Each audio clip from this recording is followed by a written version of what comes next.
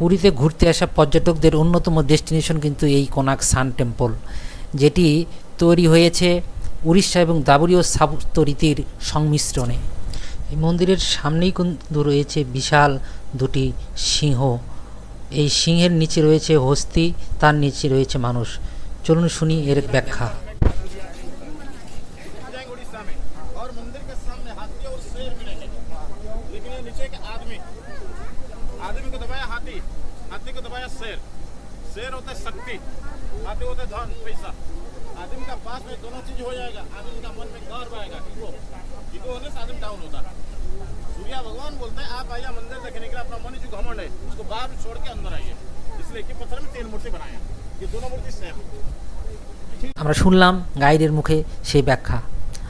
আজও ভোরের সূর্যোদয়ের কিন্তু প্রথম আলো এই মন্দির প্রাঙ্গণে এসেই পড়ে। মন্দিরের যে ভাস্কর্য তা কিন্তু অনুপম। বেদি থেকে শুরু করে চূড়া পর্যন্ত প্রতি ইঞ্চি জায়গায় কিন্তু পাথরের ভাস্কর্য ও কারুকার্য রয়েছে। দেবতাদের থেকে অপ্সরা কী নেই এই মন্দিরের দেয়ালে।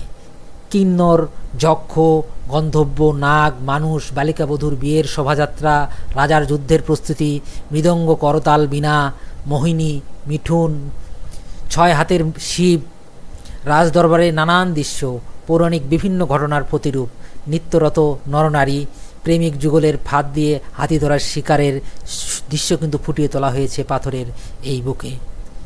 মূর্তিগুলোর মানবিক আবেদন, নিখুঁতভাবে নীলায়িত ভঙ্গি, শিল্পকলার চরম উৎকর্ষতার নিদর্শন কিন্তু এই কোনার্ক সূর্য মন্দির। যারা স্থাপত্যকলা দেখতে পছন্দ করেন এবং আর্কিওলজিক্যাল যে স্ট্রাকচারগুলো যারা আবিষ্কার করতে চান, তাদের জন্য কিন্তু একটা অন্যতম ডেস্টিনেশন হতে পারে এই কোনার্ক সূর্য মন্দির। যাই হোক, এখানে আজকে আমাদের দ্বিতীয় দিনে আমরা ঘুরছি। এখানে আসার সহজ উপায় হলো পুরী থেকে কিন্তু ওটিডিসির বাস পাওয়া যায়। এছাড়াও কিন্তু প্রাইভেট বাসেও আপনি 200 থেকে 500 টাকার মধ্যে ঘুরে আসতে পারেন কোনার্ক সূর্য টেম্পল। বিদায়, আসতে হবে।